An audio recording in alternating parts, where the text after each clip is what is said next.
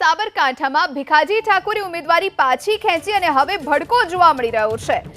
ભીખાજીના સમર્થનમાં રાજીનામા પડવાના શરૂ થઈ ગયા। અરવલ્લી જિલ્લા પંચાયત સદસ્યનું ભાજપમાંથી રાજીનામું, જિલ્લા પંચાયતના સભ્ય અને પૂર્વ ઉપપ્રમુખ કનુભાઈ મનાતનું રાજીનામું, અનેક કાર્યકર્તાઓ ભાજપમાંથી રાજીનામું આપે તેવી ચર્ચા છે। કાલે ભીખાજીએ ચૂંટણી લડવા માટે અનિચ્છા દર્શાવી હતી, તો ગઈકાલથી જ સમર્થકો એકઠા થયા હતા। ગઈકાલે જ પોસ્ટર બેનર્સ સાથે અને સૂત્રોચ્ચાર સાથે ભીખાજીના સમર્થનમાં આવ્યા હતા। જાહેર કર્યા બાદ 10 દિવસમાં એમને દરેક તાલુકા અને દરેક સંગઠન જોડે બેઠકો કરી હતી અને દરેક કાર્યકર્તાને મળ્યા હતા।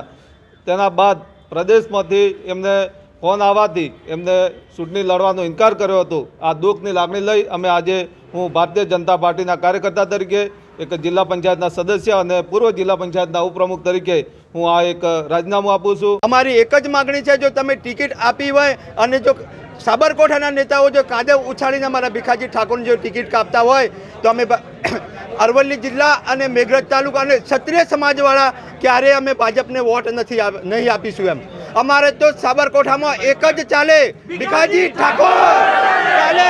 અમારી તો એક જ માગ, ભીખાજી ઠાકોર। ટિકિટ પર ફેરવિચારણા કરવામાં નહીં આવે તો અમારો તાલુકો અને જિલ્લો એનો ઉગ્ર વિરોધ કરશે, ઉગ્ર પ્રદર્શન કરશે। આવનાર સમયમાં ભાજપના એક પણ મત નહીં મળે અને અત્યાર સુધી ભાજપે મેઘરજ તાલુકા જોડે મત જ લીધા છે, તો શું અમારી જોડે કાયમી મત જ લેવાના છે? અમારા ઉમેદવારને ટિકિટ નથી આપવાની, અમારે ટિકિટ નહીં આપવાની સખત વિરોધ કરીશું।